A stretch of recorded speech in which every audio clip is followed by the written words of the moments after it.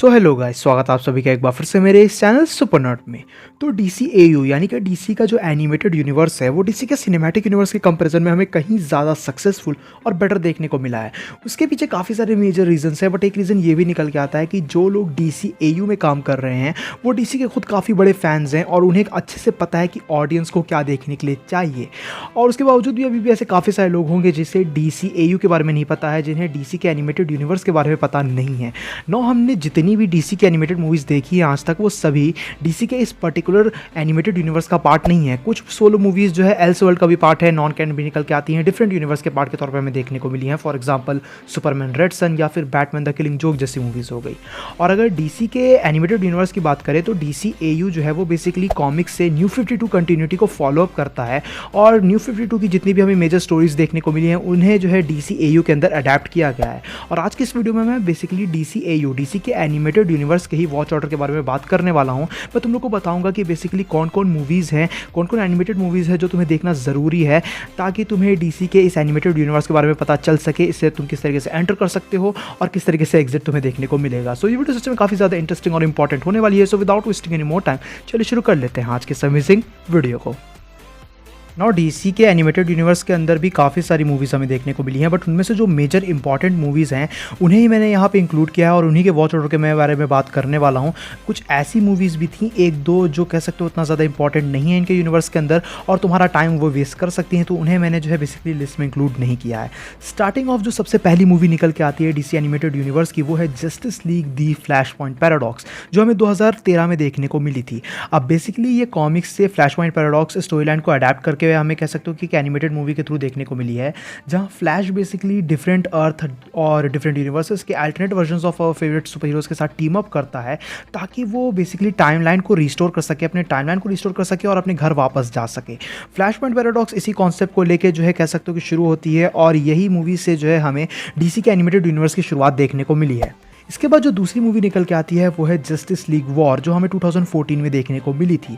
Now जब नई timeline create हो जाती है फ्लैश पॉइंट के थ्रू, उसके बाद बेसिकली हमें ये दिखाया जाता है कि जितने भी ग्रेटेस्ट सुपर हीरोज़ थे अर्थ पे वो सभी बेसिकली एक साथ आते हैं, एक दूसरे के साथ उनकी आइडियोलॉजी टकराती है और वो बेसिकली टीम अप करते हैं बेसिकली एक मिस्टीरियस एलियन इन्वेजन से भिड़ने के लिए ताकि वो अर्थ को प्रोटेक्ट कर सके। और यहाँ से बेसिकली हमें कह सकते हो कि डीसीयू का रियल स्टार्ट एक तरीके से कह सकते हो देखने को मिला था, क्योंकि यहाँ से जस्टिस लीग अब डेवलप हो चुकी थी और जस्टिस लीग से यहाँ से रिलेटेड काफ़ी सारी चीज़ें भी निकल के आएंगी जो तुम्हें आगे मूवीज़ में कनेक्ट होते हुए नजर आती हैं। तीसरी जो मूवी डीसी एयू के अंदर हमें देखने को मिली है वो है सन ऑफ बैटमैन, जो 2014 में आई थी। नाउ यहाँ पे बेसिकली बैटमैन को पता चलता है कि उसका एक सीक्रेट चाइल्ड है जिसे लीग ऑफ असैसिन्स ने रेस किया है, यानी कि ऑब्वियसली डेमियन वेन, जिसके बारे में मैक्सिमम लोग जानते ही होंगे। और फिर डेमियन वेन और बैटमैन आपस में टकराते हैं, उनका कह सकते हो कि आमना सामना होता है और सन ऑफ बैटमैन इसी कॉन्सेप्ट को लेकर आगे कंटिन्यू होती है। नेक्स्ट जो डीसी एयू मूवी है वो है Justice League Throne of Atlantis, जो हमें 2015 में देखने को मिली थी। अब ये movie live action Aquaman movie से काफ़ी ज़्यादा सिमिलर है, जहाँ हमें दिखाया जाता है कि एटलांटियंस मेट्रोपोलिस पे अटैक कर देते हैं as revenge of the death of their king. जिससे बीच जो है कह सकते हो कि एक्वामैन को लेके भी जो है हमें काफ़ी सारे हिंट वगैरह दिए जाते हैं और पता चलता है कि एक्वामैन मिसिंग है। और इसी बेसिस से कह सकते हो कि तुम्हें इतना अंदाज़ा लग ही गया होगा कि एक्वामैन की भी एंट्री डीसी के एनिमेटेड यूनिवर्स में इस मूवी के थ्रू प्रॉपरली हो जाती है। नेक्स्ट मूवी है बैटमैन वर्सेस रॉबिन, जो आई थी 2015 में। बैटमैन वर्सेस रॉबिन जो है कह सकते हो अपने टाइटल में इस चीज़ को एक्सप्लेन कर देती है।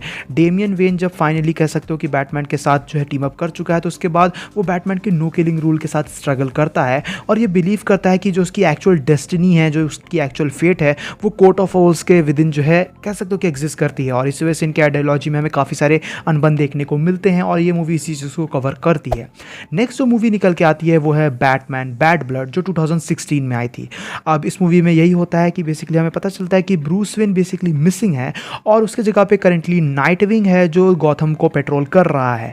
बट इसी बीच बैट वुमन की एंट्री होती है, जो हमें कह सकते हो कि एक न्यू कैरेक्टर के तौर पे देखने को मिलेगी इस एनिमेटेड यूनिवर्स के अंदर, जो बेसिकली बैटमैन के डिसअपीयरेंस को इन्वेस्टिगेट करती है।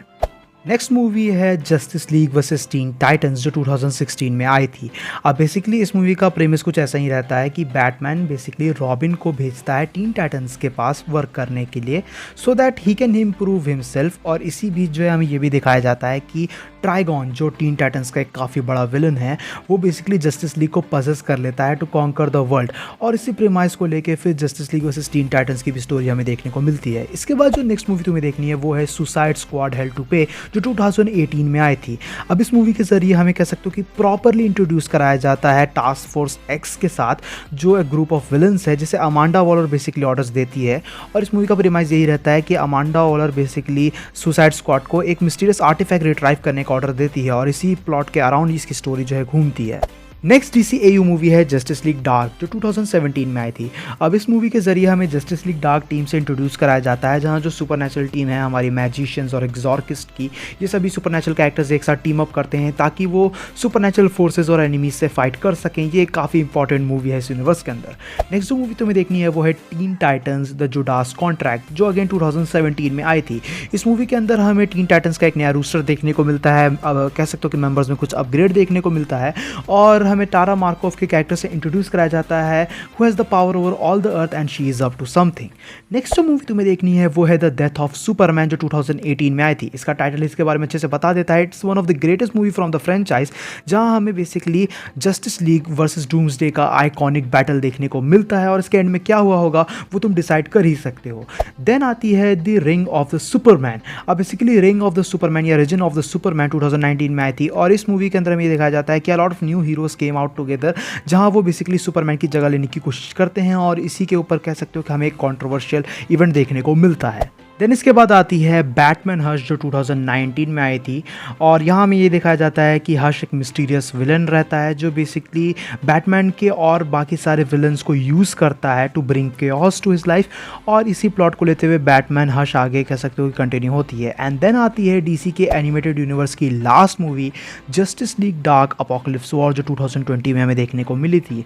अब ये मूवी बेसिकली कह सकते हो कि overall comic book movies history के अंदर one of the biggest and one of the greatest कह सकते हो कि मूवीज़ में से एक हमें देखने को मिली है जहां बेसिकली हमें जस्टिस लीग और डार्क साइड के बीच एक फाइनल बैटल देखने को मिलता है which leads to a world changing event that literally means war. और ये मूवी कितनी ज़्यादा एपिक है ये मुझे तुम्हें बताने की ज़रूरत नहीं है। Now justice league dark apocalypse war के बाद कह सकते हो कि हमें DC का एक न्यू एनिमेटेड यूनिवर्स देखने को मिला जिसके बारे में अपन फिर फ्यूचर में कभी बात करेंगे।